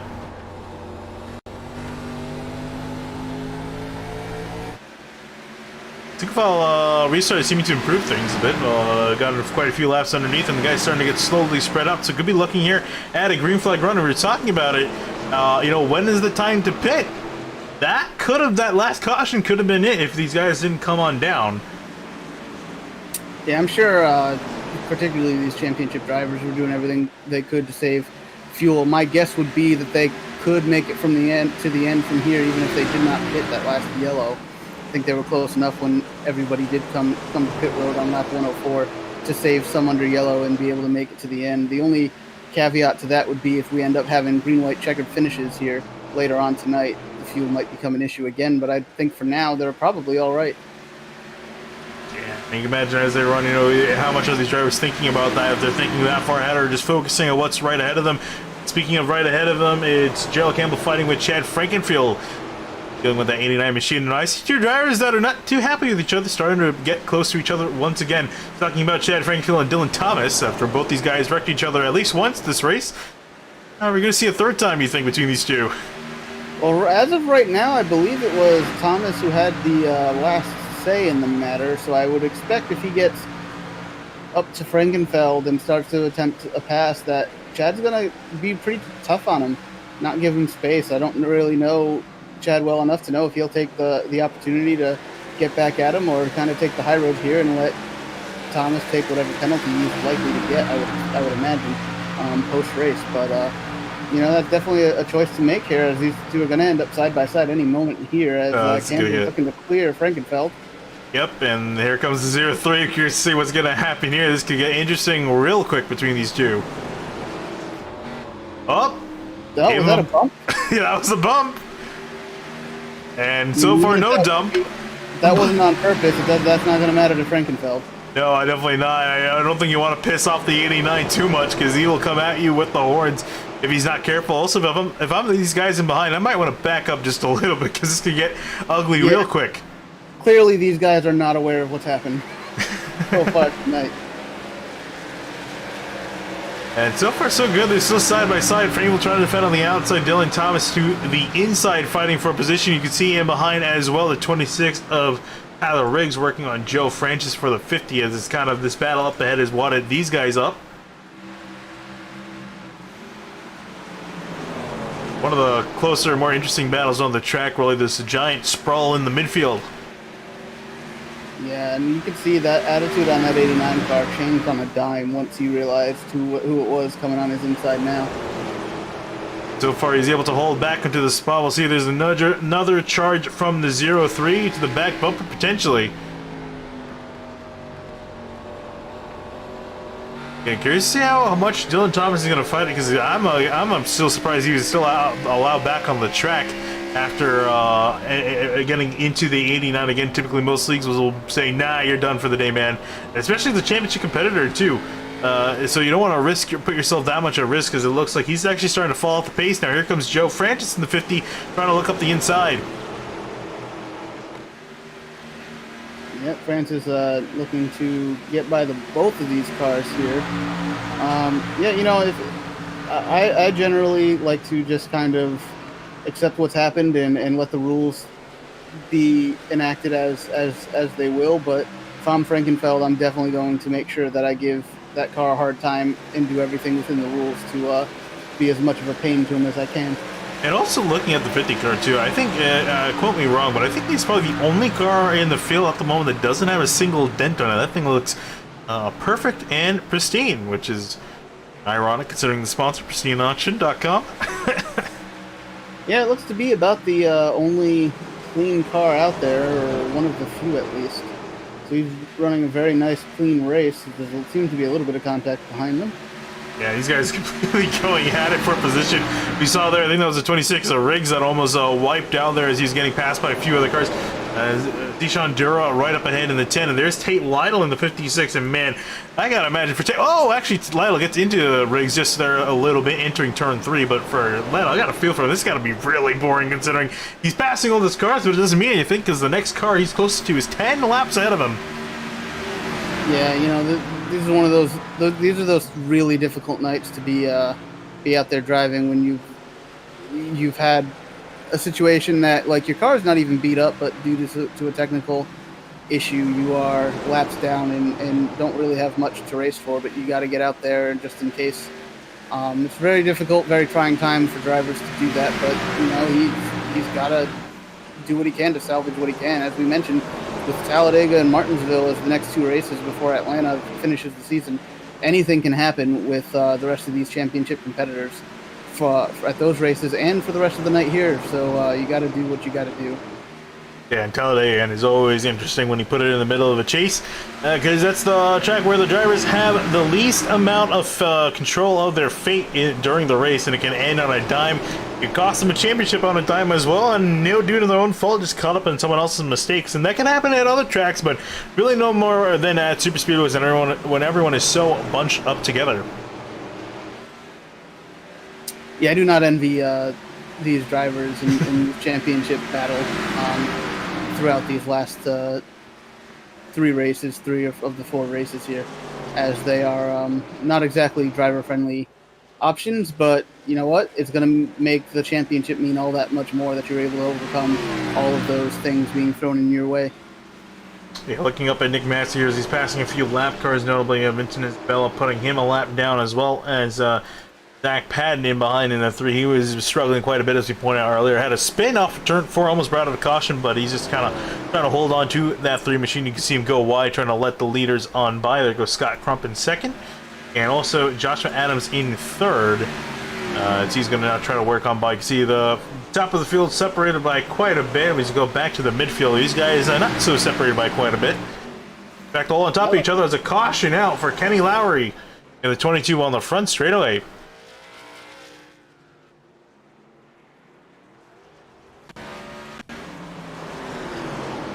Trying to see what happened here. Whoa. Oh, the Lowrys got into each other. Oh. Oh, man, Chuck Sweeting almost got involved in another incident.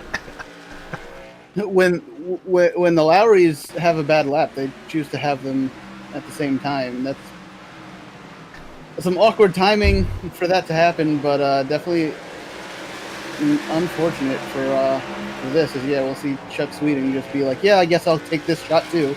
Oh, look at that, I made it through. I try to see who they're fighting with up ahead, because they don't have a door number, or at least for one that I can see. Yeah, I noticed that earlier in the race. I haven't been able to make out who that is. Oh, that's Joshua Personette in the 18 car. You can see the two trying to, I wasn't sure if he was trying to clear him in behind and it just went wrong. But here he is, he's actually just gone around the two car, and you can see right there, just some contact in the middle of the corner, and around they both went in behind. Pit stops underway here at Richmond after another caution going to bring the yellow out. Let's see if we see some any more strategy. We saw Chris Wright, he took 2 tires, and actually now has a chance to take some 4 tires and get back on even strategy with anyone else. Do we see more strategy from that? Nope, looks like similar calls down the field. It's going to be Massey that leads the field out. Scott Crump, Chris Wright, Joshua Adams, and Johnny Thomas, your top 5 off of pit road. And I think with that, we'll cut to another quick break to take a breather. I actually need to go get some water because with these runs being long, I have to talk a lot more. So we'll be right back in a few minutes.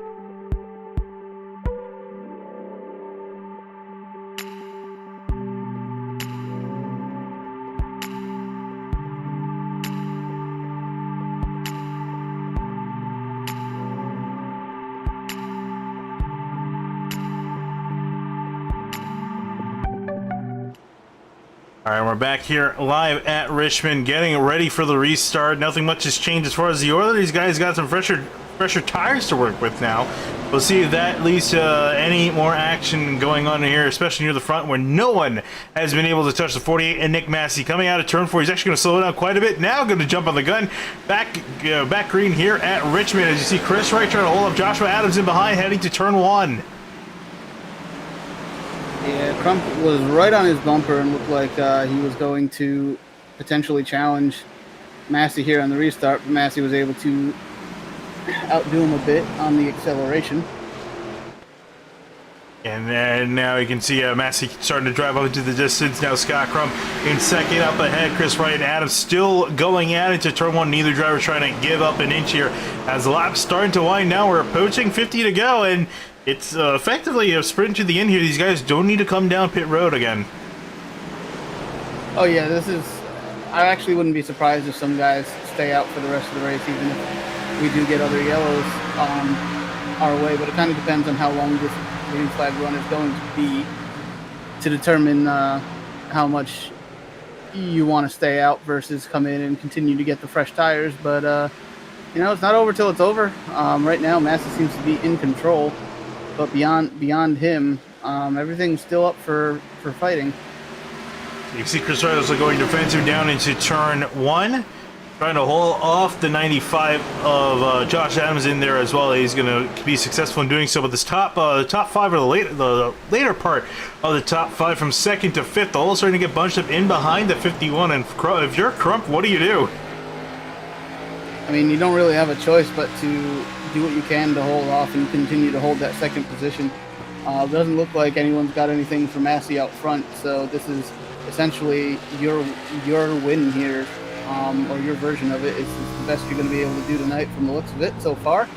So you got to keep everyone behind you. You've got just under 60 laps to go, about 55, and just try to see what you can do. Hopefully they use up all their tires before they can get by you, and hope for the best. Yeah, and as they run too, looking at Scott Crum in comparison to Joshua Adams, not including the bonus points from halfway, because I wasn't entirely sure where everyone else, but aside Zeke Massey ended up in the top 5. But as they run, Scott Crum would actually bring that gap down from 5 points behind to just 3 points behind, heading into Talladega next week. So that's big. Again, every point's going to matter considering how close the gaps are in the standings. So Crum going to do everything he can to keep these guys in behind. And for Chris Wright, he's just trying to make up every point he can because he's fired down quite a bit and needs to start driving pretty hard. Yeah, at this rate, you're just kind of trying to position yourself to make something happen on a later restart if you can. Be interesting to see if the single file restart rule holds until the end of the race. I guess it's always possible. Yeah. If the admins like what they see, that they go back to double file just to make sure that everybody has the same fair shot they would any other week. But you know, that's definitely changed the way that you got to approach these restarts and these potentially short runs. We see Adams get around Wright for third position. Yeah, Wright looks like he just kind of starting to that spot. Knows the 95 is fast. Is going to let him on by. Nice good camaraderie. Oh, that's a lot to say. It's okay, but you work hard. It's not like you're going to school or anything.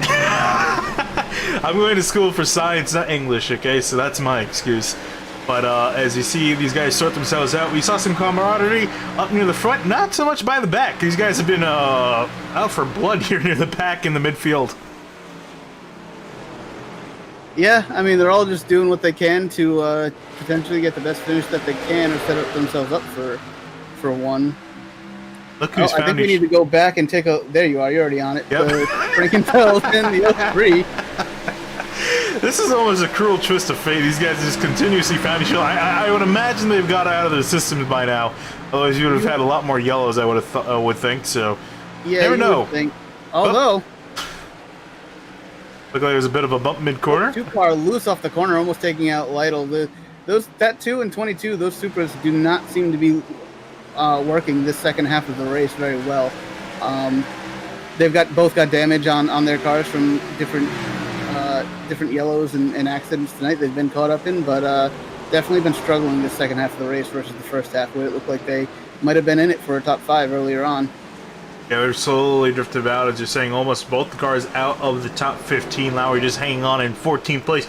Kenny Lowry a lap down in 22nd, and that car has definitely seen some better days here. You guys, look at him heading off into turn 3. The car beat it and battered. Is that how you say that? My brain is starting to lose control here, as hopefully we finish up this race soon enough. I don't know what I'm going to say in the next 50 or so laps, as we got just under 50 to go.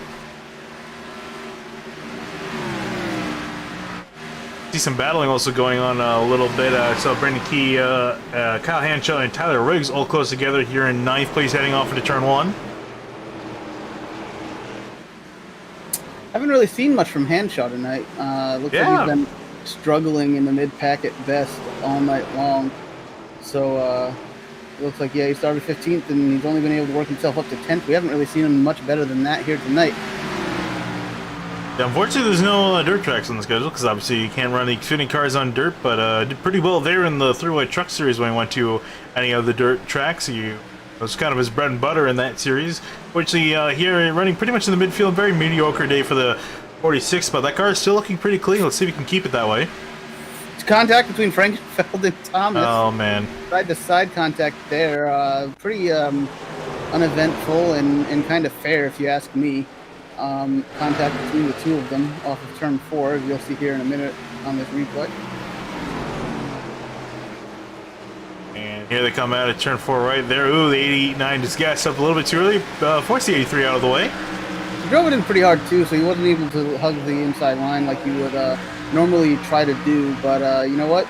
With everything that's gone on between the two of them today, if that's what you get from another incident between the two, I think you just gotta be excited and move on.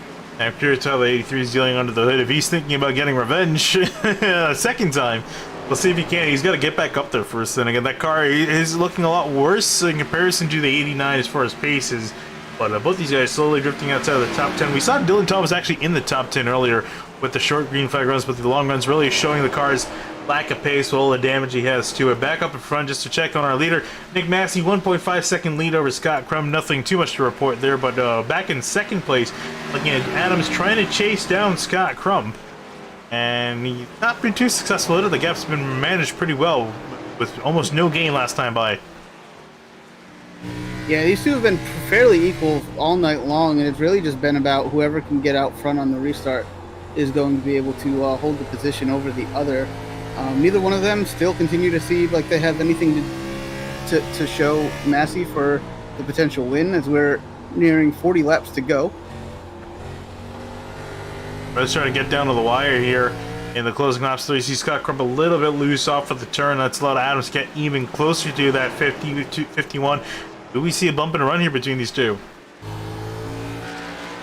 I wouldn't expect it anytime soon, but I think once we get to 20 or less to go, I think that's when you're going to see the aggression go up a little bit. And if you can move someone to get out of the way, you're going to want to do that just to get those points for that position.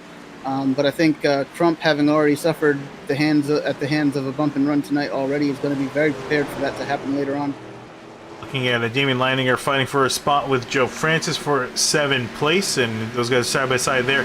Francis is going to try to turn it back up the inside with a much cleaner looking car than the 12. That car battered and bruised with the back bumper missing and the front bumper missing. Just barely got the hood on as well.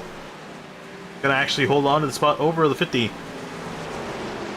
Yeah, for anyone tuning in now wondering when stock car racing became multi-class with Xfinity and Modified, just go take a look back at lap about 55 to lap 110. Yeah. And you'll see how we found ourselves here in this situation with so many wrecked cars.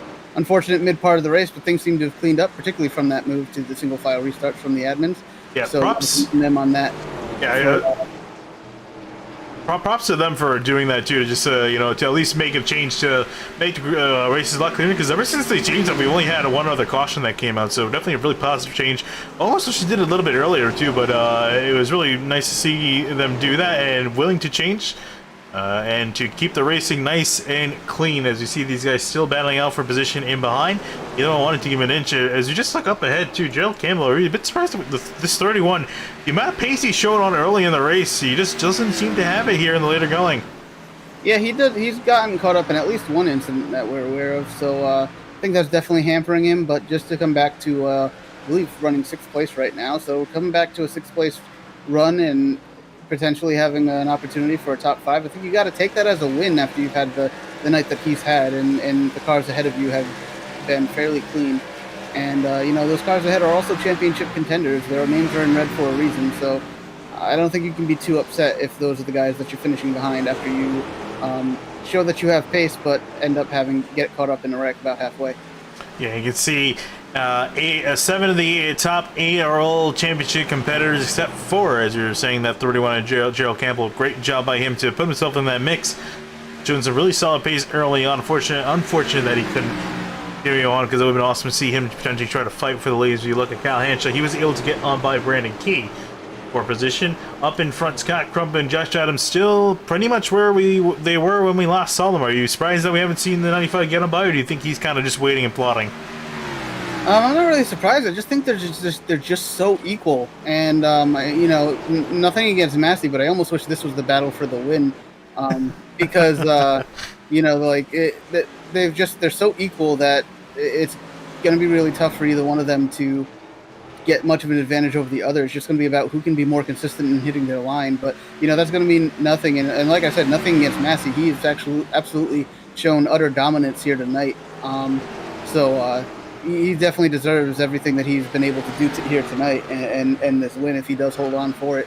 But nearing 30 laps to go, and the 51 and 95 are continually losing time to the 48. So I think they pretty much know it's between the two of them.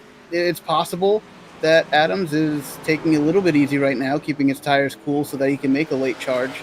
or hoping that there's a yellow and he gets an opportunity to pick up position under the pit stop sequence, if not afterward. And looking at our top three, as they run, they're the three of the top four in the standings. Nick Massey again looking to make up some solid points. It's 13 points back from points leader Josh Adams heading into this race. Gonna make up quite a bit, especially with that great move we saw him to take the most points for leading at halfway after finishing crossing line in first at lap 100. Give him 5 bonus points to his name, so that'll definitely help close the gap. I think inside 10 points at the very least. So, especially with all the bonus points he's going to collect. So it's been a solid drive nonetheless. So maybe boring in this race in particular, but in the grand scheme of things, it's getting a lot tighter near the front. Yeah, that's exactly what you want to do. Like, going into Talladega, the only person who's going to feel good about their situation is the driver who comes out of here with the most points and the race win. That's the only way you're going to feel really good about going into next week, because you know you've done everything you can going into that next week, at least getting yourself the best opportunity you can for the championship. And then you just got to let Talladega do what Talladega does. Yeah, absolutely. And as you're saying, guy with the most points, it's going to more likely than not be Josh Adams. I don't think Scott Crumb's got enough bonus points to surpass the 95, even though he's directly in behind. So Adams looking to have a comfortable lead to work with. Doesn't want to completely rest on their laurels there, because that can easily take you out of the championship fight if you're not careful enough. So Adams, though, probably going to be feeling most comfortable with his position, as you were saying. Try to look back at some other battles going on the track. Joe Francis and Gerald Campbell now about to go out. I'm seeing the 31 actually starting to fall off the pace here in the later stages of this run. I could very well be down to the damage on his car kind of causing a little bit of a slowdown in pace, as we see the 50 of Joe Francis, who, as we mentioned, has a very clean car, one of the cleanest, if not the cleanest, out there tonight. Looks like he's done everything he can to put himself in position to be at his best late in this race, and that's going to go a long way for his championship as well. Yeah, Francis, though, not as aggressive as some of the other drivers in the field, so he's going to maybe take a little bit of work here on the 31, but that's allowed the 12 of Damian Leininger again with his beat-up car. He's now caught up back in the mix. It's now a three-way battle for 6th place. Yeah, I think the goal right now has got to be for Francis is to get around the 31 and hope the 31 and the 12 get to racing each other pretty hard, and he can drive away with that position. As the 12 car being as beat up as he is, he doesn't have much to lose as far as fenders go, so he might be a little bit more aggressive, but we'll see what happens here and how this battle plays out between the three of them. Ooh, and an aggressive block by Campbell up to the outside heading into turn 3. He's trying to hold on to that position for dear life. We haven't seen a whole lot of action from the 50. Don't know if he's going to be aggressive enough to maybe give a bump, but he's going to try to have a look here off the quarter panel into turn 1. It'd be interesting to see the 31 off turn 2 this time. Was it a block or was he just loose on acceleration? Let's take a look at it this time by. 50 car definitely a lot better off the corner, but just nowhere to go with it. See 31 make a deep dive into turn 3, aggressive one as well. 50 trying to back up the corner a little bit, get a nice run off. They got the 3 of Zach Patton up ahead. Both these drivers, you see Campbell, he might be stuck in behind the 3. They're both going to dive to the inside. You see them both fighting the rear of the cars, wanting to step out from the wheel spin off these corners. This is our second longest run of the night that we've seen. So they haven't felt their cars like this since early in the race, and the track conditions have definitely changed since then a bit. The rubber on the track, at least. So it's all about discovering what your cars are driving like now versus earlier in the race. Yeah, the track has evolved a little bit, up to 85 degrees in track 10, which is not too big, but that's up 4 degrees from last time we saw it near the beginning of the event. So, but it definitely, if it's not the track 10, is definitely the rubber significantly more put down, especially on that inside lane. You can see a lot darker than the rest of the track. Try to get a better picture of that. It's like he's got to run on him now down the front straight. Heading off into turn 1, both of these cars go. Campbell to the outside is the best chance that 50's got, but again, he hasn't been too aggressive off the corner and exit, which I think has been his biggest problem. Have position going into 3. 31 drives it hard in there on the outside. And you can see Campbell's going to pinch the 50 down. He can't quite get back on the power of the 50 car. Actually, he does a great job that time by. This is the best chance he's had all throughout this run. But Campbell going to cut him down deep into turn 1. Yeah, Francis being even a little bit generous with how low he stayed on the straightaway, not giving himself the arc he needed to get through turns 1 and 2 to be able to complete that pass off of turn 2, and he falls behind Campbell once again as the 12. Ooh, caution out. Tyler Riggs in the 26 around on the back straightaway. That changes everything here. Going to be lining up for a short sprint here with less than 20 laps to go. Let's take a look at what happened with the 26. Oh, I see Lowry. He didn't get involved. Oh, nope. It was just, oh, tire went down. I think. That looked interesting. I mean, that looks like either a hardware malfunction or a tire. And if he had damage, it's possible that it would have hurt the tire that bad. I'd be interested to see if under the last yellow. Oh, look how much wheel he's putting into the corner. I think it was a tire. Oh, nope, it was hardware. Wow. Okay. Yeah, look at that wheel. The only other issue I would have thought was if he had some damage that was hurting the right front even more, and maybe he had stayed out under the last yellow with for a wave around, and that put him on super old tires. That'd be about the only way you could get a tire failure. But I think we've seen enough evidence to see that it was a hardware failure. Something came disconnected. And I think that was Brandon Key that got a solid piece out of that. You can see the right side damage on that car. Shouldn't be too bad, especially considering we only got to go about 20 more laps. And everyone down in pit road, you're a fool not to at this point. But do we dare see anyone towards the back by 2 tires? With how long we went, I'd be surprised if anyone tries 2 tires. I think you need more than just yourself to do that in order to make it have any chance at working. Looking here at the timings, looks like everyone is seeming to go with 4. Off of pit road, it's going to be Nick Massey ahead of Scott Crump, and you see Chuck Sweden coming around. He was just got a wave around, or lucky dog, I should say, to get back on the lead lap. So it'll be Nick Massey, Scott Crump, Chris Wright, Josh Adams, Johnny Thomas, your top 5 off of pit road. Actually, interesting in that is that Chris Wright was able to overtake Adams in the pits. Yeah, that's very big considering the single file restarts now. That's going to put that is going to put Adams in an even worse position further back from the leader than he would be if we were still under double file restarts. So not what the 95 was looking for that round of pit stops there, but Wright did the job. He's going to restart third, have an opportunity to maybe take advantage if Crump can put any pressure on the 48. Yeah, for him, I'm trying to look at where he made at the time. Made up pretty much half a second down on the pit lane time. Was Adams' time stop was only a 10th slower, but just driving through pit lane, Wright was a lot faster, and that's how he was able to get that spot. And as you're saying, very crucial with the single file restart. And we'll see if he can do anything with it. It's going to be tough. He's got to get past Scott Crump, who needs to let no one past him. Might want to call him Gandalf, because none shall pass that 51 car. I've been actually kind of impressed. I would have thought that Wright, Adams, and even Gerald Campbell at a time would have blown past him, but he's been shown to be a really solid car at defending his position. Yeah, and I think that defense is only going to go up. I wouldn't be surprised to see some levels of aggression turn up quite a bit as we're going to be restarting with less than 15 laps to go here. Yeah, this is, again, where it's going to get really interesting. And we're talking about green-white checkers here. We should have 2, if I'm not mistaken, 2 attempts at a green-white checkered. If we need it, which, again, with a late race restart, I have a feeling we might. I think it's safe to say nobody will be coming down pit road again. At least nobody in your top probably 7, 8, or 10 cars will be coming down pit road from here on out. So you've got what you've got. Crump is going to have to find a way to have a better restart than he's been able to have the last few times versus Massey, and see if he can get to his rear bumper. Massey is owed one from earlier in the race here tonight, so I don't think Crump is going to have too many issues with applying the bumper in return if it means a potential race win. You're watching the second round of the ERSCA Pristine Auction.com Series Chase. Just about to wrap it up here at Richmond. Here's pace truck working through turns 3 and 4. Field control of the 48. Here we go. Back green at Richmond. That leader just has such an advantage on restarts here.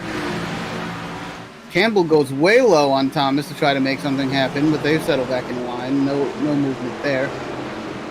Yeah, see Joe Francis trying to make a move. Yeah, as you're saying, can't get it quite done.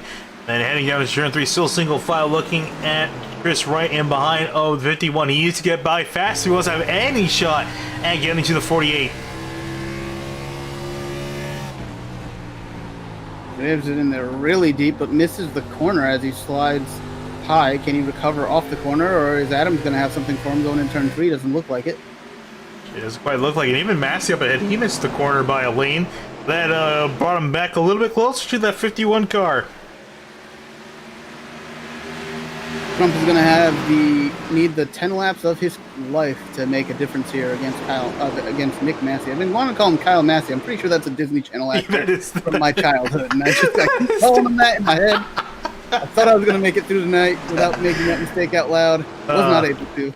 If it makes you feel any better, I called Joshua Banks from the Outsiders Racing League. I called him Cody Banks, which is also from Disney. So, yeah, I've made that mistake before. But coming down to the end of it here, Nick Massey up ahead, trying to drive away from the rest of the field. They need to come up with something, and I don't think anyone can really touch this 48 at the moment.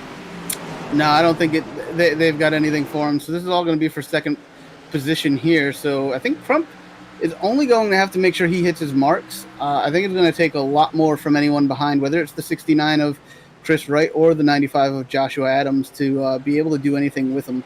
I think Crump's probably got this second place locked up, but Adams is going to do whatever he can to get by that 69 car for third place. I think he definitely has had a car that's been capable of a top 3 finish tonight. It's going to be disappointing for him to come with anything less. I'm curious to see how aggressive these guys are going to be. Again, they're all championship competitors inside the top 5 at least, racing against one another. So I'm curious to see if that bumper's out of the question, because remember, you're going to be facing these guys the next 3 weeks, not just this race alone. So are you willing to put a bumper on someone here, but then get it back at you at Martinsville? I'm curious to see what these guys have in store, because I've seen drivers do some crazy things in the past. I've seen someone try to make a pass at Charlotte into turn 1 through the grass. So I've seen crazier things before. Yeah, it's an interesting end to this season, as we've talked about quite a bit. I mean, I wouldn't be surprised whatsoever if you see Frankenfeld and Dylan Thomas having to partner together next week at Talladega just to survive that race and get the best finish for themselves by helping each other, and then they'll be right back at each other's throats when we hit Martinsville. So you got to keep all that stuff in mind as you're racing in close quarters. Adams going for third place. There's a yellow. Ooh, and key with Adams ahead of Chris Wright. Trying to see where the yellow is. I think it was Dylan Thomas. It'll be interesting to see where that came from. I see Chad Frankenfield further up the road in the order. Actually, I don't think anything happened. This is the 46 Cal Henshaw. Oh, just got into the 03 inches quarter panel, and Thomas was almost able to save it. Oh, what happened here? Uh-oh. Is that his second time taking somebody out? Yeah. So if he wasn't going to get a stern talking to before, I think we'll definitely get one now. So I've got a question. What is that question? Is there a relationship teammate-wise between Kyle Hanshaw and the 89? I don't quite know. Honestly, we only just started covering, at least me and Kyle only started covering this series back at beginning of the chase. I don't know off the top of my head. Actually, let me check, because I can look at the Discord channels. I think that'll tell quite a bit. We'll see here. I see Cal Hanshaw. Yeah, no, he's not with Chad Frankenfield. So I don't know. I don't think they are. But with that caution, more likely than not, I would imagine you is up a green white checkered here. I don't know about you, Finian, but and I know you ran the Rodenzo Sports Car Series League, and of course, I run Scars over on Thursday nights here on Sim TV. Nice little plug, thank you. I would absolutely not have anything to do with those kind of antics. No. If it were me out there with the powers, he would definitely. And it's possible that some of these guys are. It's possible some of these guys are out there racing as admins as well, and they're not able to verify what's been happening and can't make them take action here. But if it were up to me, he would be out of this race. He would have been parked after the first incident, definitely after the second one. But now I think he'd be parked for the rest of the season. If it's on me, like, you just can't have that be happening out there, particularly from your championship contenders who are supposed to be setting the standard.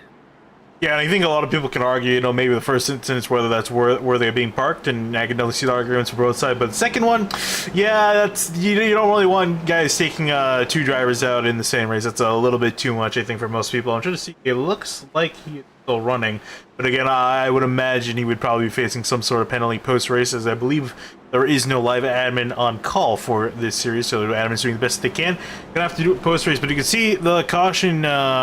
Or sorry, not the caution, the laps kick over from 200 to 201. So indeed, this will be our first attempt at a green-white checkered. Think we're gonna have to use another one? If we were double file restarts, I would say absolutely. But being that we're single file, I think that it might be possible to get back to the white flag before cars get too close together to cause another yellow. But you know what? Everyone's going to be probably driving in about at least 5 cars deeper than they have all night. So we'll see what happens as we go back to green. Yeah, I think we're set to take the one to go next time by. Looking at your field, it's Nick Massey up in first, Scott Crump sitting in second place. Doing a great job defending the 95 and 69 behind, speaking of which, Adams in third.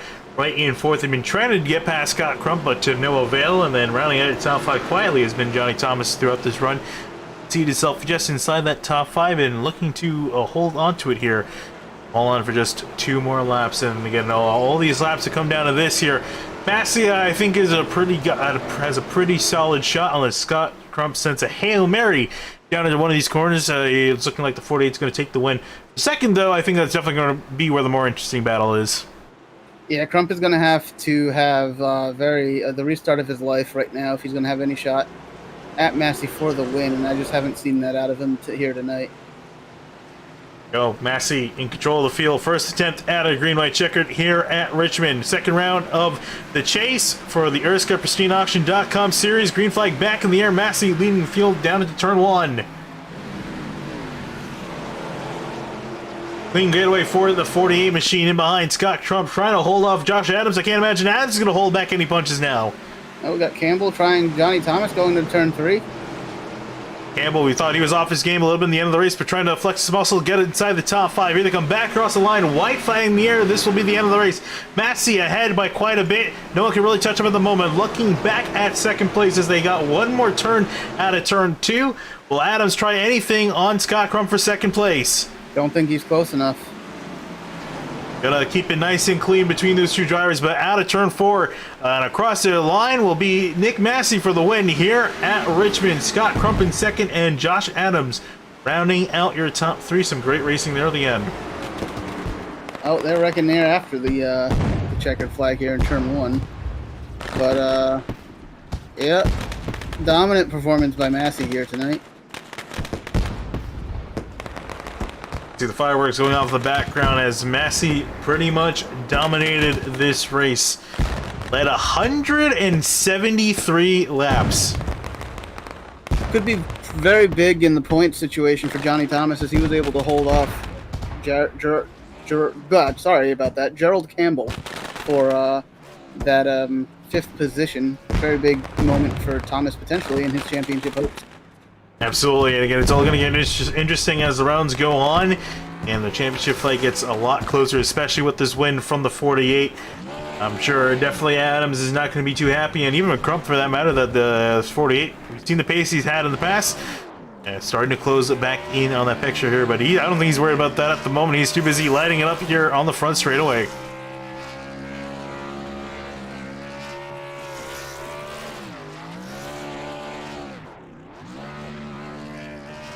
Got some air there as well as he went from the grass to the absence of the grass.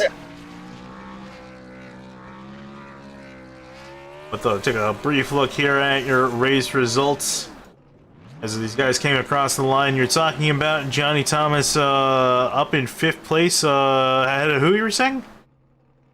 Gerald Campbell. They came along across the line side by side. That actually is what started the post-race wreck there. That happened between everyone. But he was able to hold him off, and as Campbell spun on the inside, just doing everything he could to try to take that spot. But ultimately, Thomas got the better of it, which is a pretty big deal. That's one more point for Thomas that he might not have had, and who knows what that could mean by the end of the season.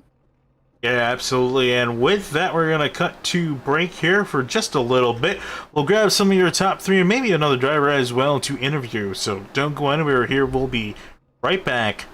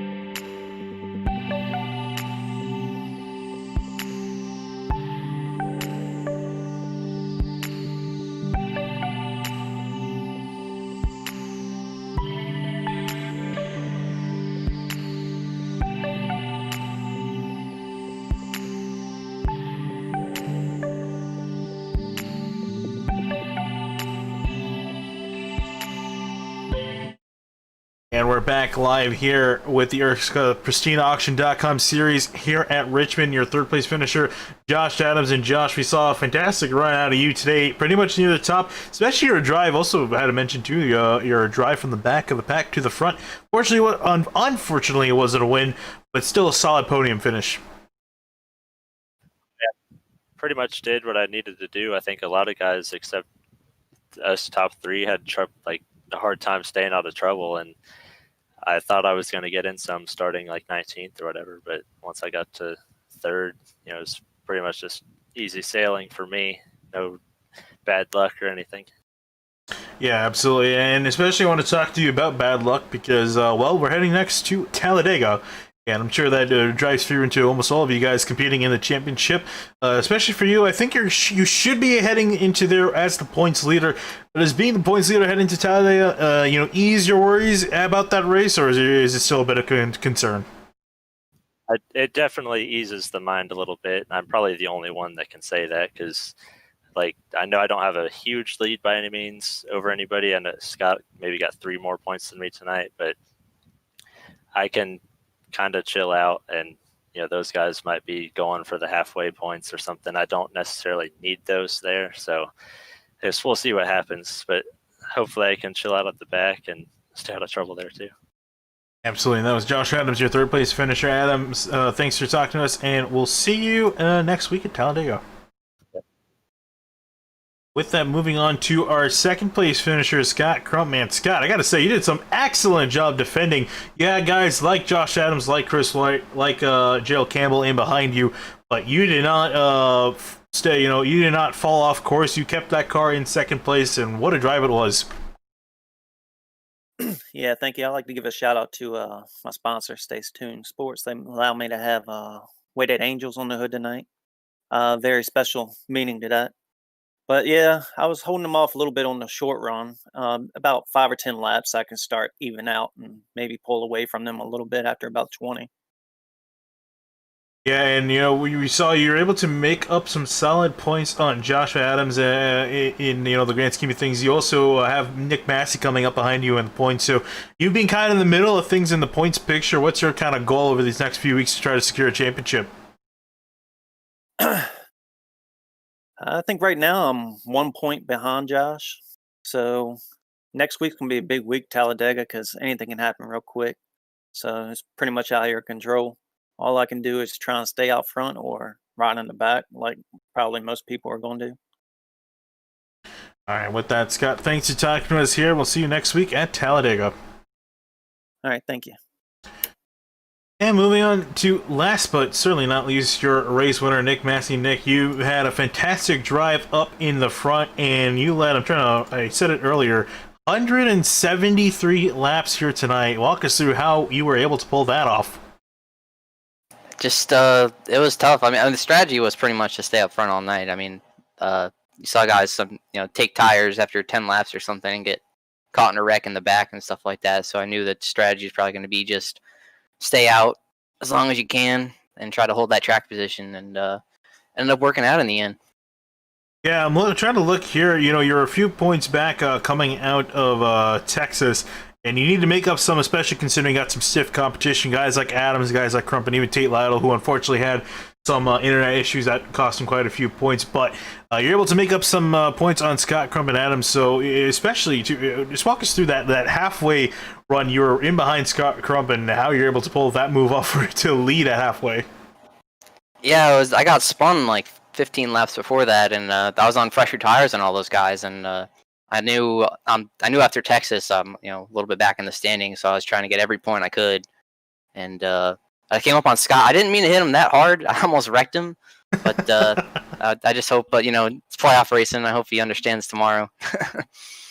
Yeah, I'm sure. I'm definitely sure that it didn't seem like he was mad from it, but who knows? You never know what a driver can think. But Nick, for a great run for you here at Richmond, hope to see you continue it for the rest of these playoffs to make up those points.